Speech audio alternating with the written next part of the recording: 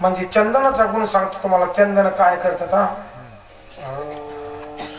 तुका म्हणे कढे करावे शीतळ ऐसे जाती बळ. कशाचे? चंदनाचे. आहे का नाही? तापलिया चंदन निभवे तो कोड. तापलिया चंदन निभवे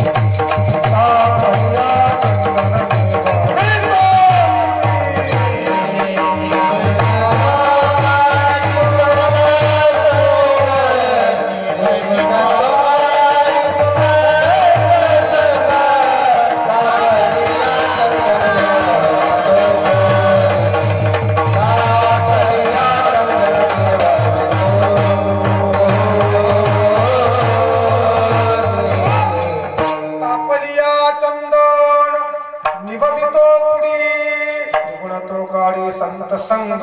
त्या ठिकाणी महाराज चंदनामध्ये एवढा गुण आहे चंदनामध्ये. जर ओरिजिनल मैलागिरी चंदन असलं बाबानो, खळखळ असं उकळत तेल की माता मावले तुम्ही असं भजाचं मिश्रण केलं आणि असं त्या तेलावर असं एक सोडलं केलं की भजा तळूनवर यायला पाहिजे एवढं उकळलेलं तेल.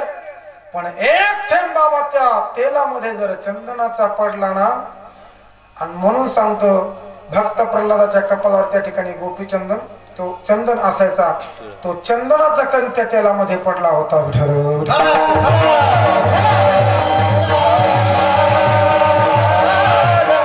एवढं चंदनाच्या अंगी गुण आहे महाराज. पण अगोदर जसं सांगलं ना तैसा एवढं चंदन आहे महाराज. पण चंदनाचा एवढा गुण आहे. आणखी सांगू चंदनाचा गुण तुम्हाला. तुका म्हणे गुण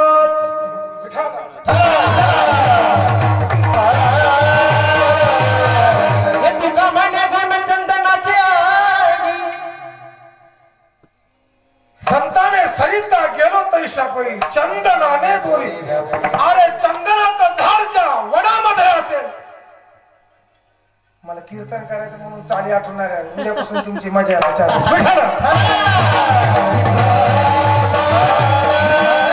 बाबा. बाभळीचं जरी झाड असलं तर चंदन होतं. हे चंदनाचा गुण. पण अवगुण सांगू का तुम्हाला. चंदन महाराज मग त्याचा काही दोष नाही. कारण काही काही माणसं आतल्या गाठीचे असतात. चंदन सर्व झाडाला किरणदारा चंदन करत. पण येळूच्या झाडाला चंदन करू शकत नाही महाराज. कारण त्याला काय असतात गाठी आहे का नाही. त्याच्यामुळं डबल एक झाड आहे दुसरं केळीचं झाड. केळीच्या झाडाचं चंदनाचा वास येणार नाही. चंदनाच्या झाडाच्या जवळ जरी येळूचं झाड असलं तर ते चंदन होणार नाही. कारण तुकोबरा म्हणतात तुका म्हणे सोडल्या गाठी गाठी सुटोस्तर मिळू लागत नाही. बरं विठाला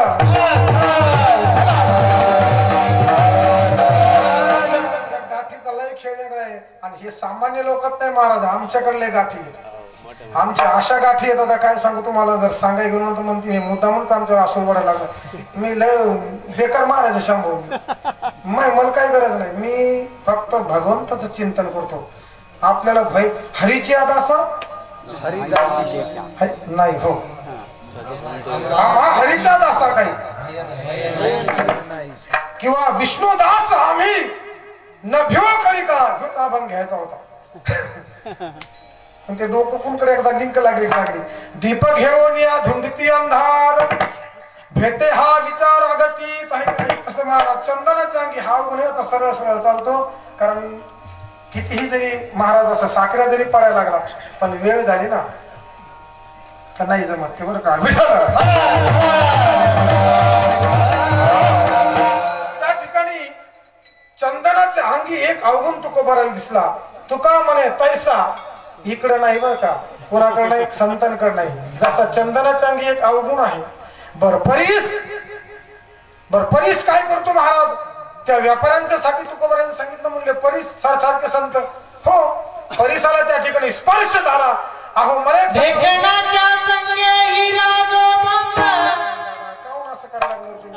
त्या ठिकाणी महाराज परीस आहे का नाही, परीस त्या ठिकाणी सर्व इळे कुऱ्हाडी लोखंड सर्वांनी विचार केला शांभव की सगळे मिळून आम्ही त्या ठिकाणी परिसावर आक्रमण करून परिसाच्या तुकड्या करू. तर त्या याचं काय होईल? सोनं होईल महाराज. कारण भलतिया भावे शरण जाता भेटी. संता माय बापांकडे तुम्ही कुठल्याही भावनेने जा, पण हे संतांच्या बाबतीत, परिसाच्या बाबतीत नाही. परिस फक्त सोनच करू शकतो स्पर्श झाल्यानंतर, पण स्वतःच रूप देऊ शकत नाही. लक्षात आलं का? परिसाला लोखंडाचा स्पर्श झाल्यानंतर लोखंडाचं नक्कीच सोनं होईल, पण लोखंडाचा परीस होणार नाही. पण इकडं संत माबापांकडे जर आलं आपणा सारीखे करीती तात्काळ. किती? 1 दिवसानं 2 दिवसानं नाही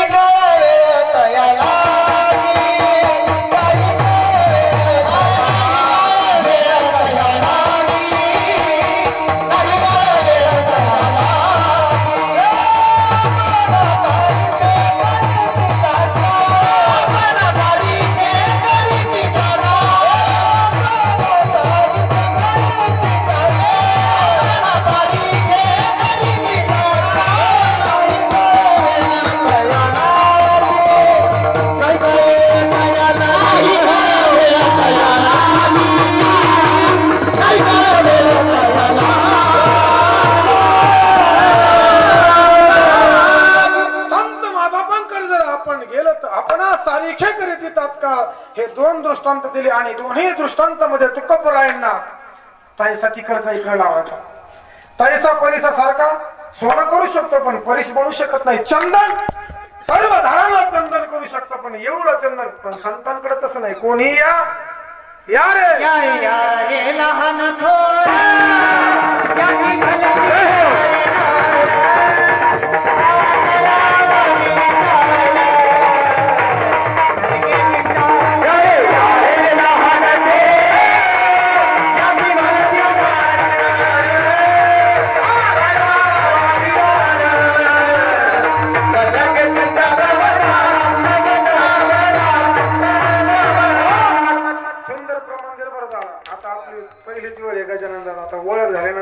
गजानन नावाची माणसं महाराष्ट्रीय उतरतात बरं का त्या ठिकाणी. होईल आता तुमचं पण कल्याण त्या ठिकाणी.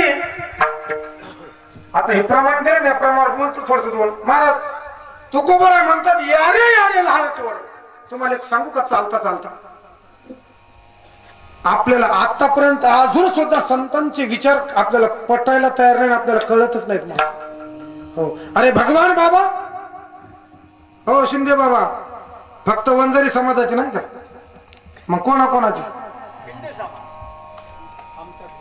फक्त वारकरी संप्रदायामध्ये हिंदूच आहेत का? मुसलमान नाही का? मुसलमान नाही वारकरी संप्रदाय. अरे जयाने घातिली आहे का नाही, मेळविली मांदी, तिथं नाव ठेवलं का कोणाला? मग मला सांगा आपलं डोके काहून असे करायला लागले? तू कोमल आहे तो म्हटले फक्त आम्ही कोण आहे का नाही? शेना महाराज मला एक सांगायचं बाबा, अहो संत मागापणी आपल्या सर्वांना एकत्रित केलंय आणि आपण आपले वेगळेच मोर्चे काढून राहिलो आहे का नाही? ही शोकांती काय बरं बाबा? अरे भगवान बाबाचं जर जीवन पाहिलं ना, तर भगवान बाबाला मारण्यासाठी एक, आता सांगत नाही जात आता इथं, पण एक माणूस धाडा होता बाबा शिंदे बाबा. ते पहिल्या काळात दारू गोळ्याची बंदूक राहायची, फक्त बाबा आले की उडवायचं बाबा, एवढं त्याच्या ध्यानात. पण फक्त नजर झाली महाराज, वेगळ्या समाजाचा माणूस होता बाबा, दास झाला. हो, असे कितीतरी अनेक जातीचे लोक एकत्रित केले संत मायबापांनी आणि आपण आपलीच जात घेऊन निघायला लागलो. विठाल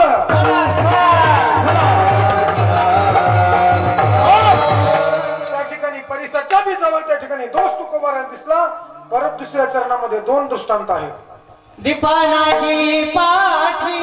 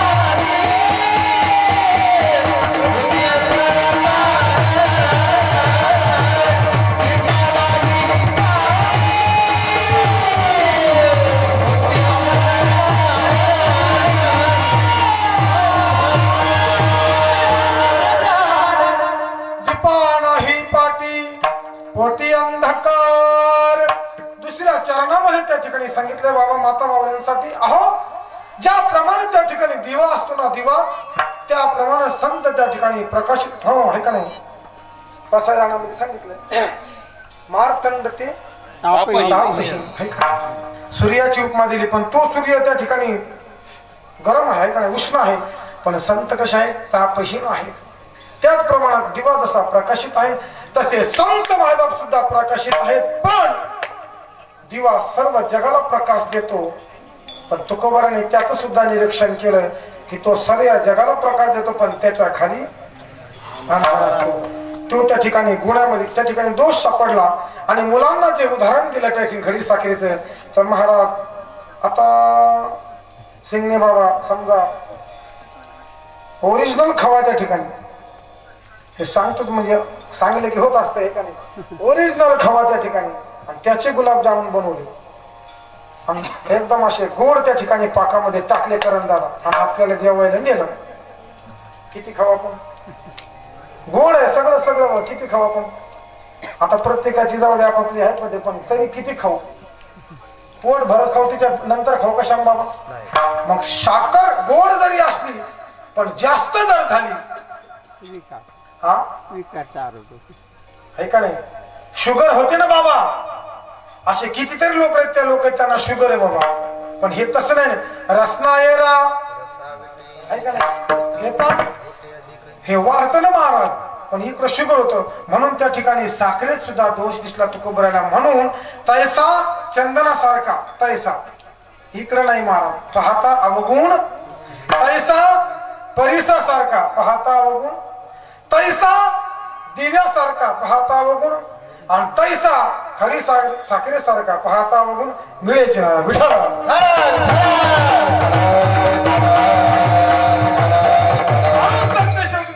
सांगितलं की बाबा या ठिकाणी संत मायबापांच्या ठिकाणी जर तुम्ही शोधूनही जरी पाहिलं तर तुका म्हणे तैसा सज्जना पासोड पाहता अवगुण मिळे ज्ञानेश्वर.